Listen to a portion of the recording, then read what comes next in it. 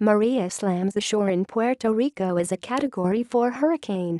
Hurricane Maria slammed into southeastern Puerto Rico as a Category 4 storm with the potential to inflict $30 billion in damages just 2 weeks after Irma ravaged the cash-strapped island. Top winds reached 155 miles (249 kilometers) per hour as Maria made landfall near Yabucoa at around 6:15 a.m. New York time, the National Hurricane Center said in an advisory. Hurricane force winds extend as far as 60 miles from its center. The storm surge may reach 9 feet (2.7 meters), and as much as 25 inches of rain may fall in some areas. Maria is the fourth major hurricane and 13th storm in an active Atlantic season that's wreaked havoc from Texas to the Caribbean and left dozens dead. It could cause $30 billion in damage to Puerto Rico and the U.S. Virgin Islands, according to Chuck Watson, a disaster modeler for Enki Research in Savannah, Georgia. That's on top of an estimated $143 billion in damage in the U.S. alone from Hurricanes Harvey and Irma. The wind is going to be the main damaging issue, said Jeff Masters, co-founder of Weather Underground in Ann Arbor, Michigan. When you sum up the billions of dollars in damage the storm is going to do, wind is going to be about half of that.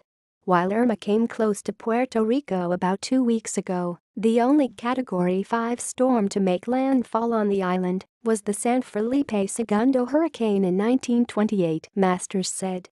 The last major hurricane to strike was Georgia's in September 1998. About 3.4 million people live on Puerto Rico, with some 380,000 in San Juan, according to the U.S. Census Bureau. If you are in a flood zone or wood house, your life is in danger, Puerto Rico's Governor Ricardo Rossello told residents as Maria approached. There has never been an event like this in our history in the last 100 years. Relief and recovery efforts may be slowed by the island's weak finances. Puerto Rico filed for bankruptcy in May after years of economic decline, while a series of defaults has effectively left it unable to raise money in the capital markets. Its aging government-owned electric utility operates under court protection from creditors. Puerto Rico's emergency fund stood at about $32 million before Irma passed through, and tens of thousands remain without power after that storm. Pit of despair Maria could plunge their not all that robust electric grid into a pit of despair, Watson said. Before striking Puerto Rico, Maria's eye swept Dominica in the Leeward Islands overnight Monday into Tuesday, tearing homes apart and washing out roads on the island. It is devastating, indeed, mind-boggling, Roosevelt Scarrett, Dominica's prime minister, said in a statement. The Eastern Caribbean nation with a population of 75,000 has lost all what money can buy and replace, he said. Scarrett said he was rescued after the roof of his house was torn off by the storm.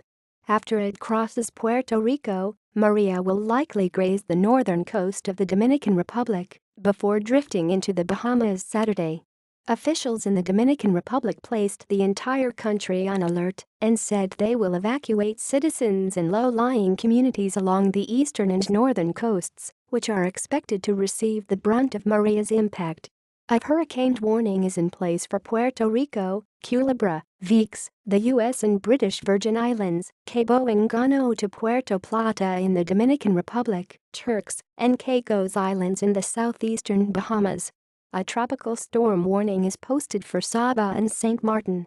Most long-range models keep Maria away from the U.S. coastline after it passes through the Caribbean in the Bahamas this week, said Shane Mill, a meteorologist with MDA Weather Services in Gaithersburg, Maryland. But I am not comfortable saying the entire East Coast is out of the woods yet. Hurricane forecast models don't deal well with multiple storms, Masters said. Even National Hurricane Center 5-day tracks can have an error rate of 225 miles, about the same as the distance between New York and Boston. I wouldn't be surprised to see the long-term tracks change more than we are used to seeing, Masters said. At this point we really don't know if it will affect the East Coast.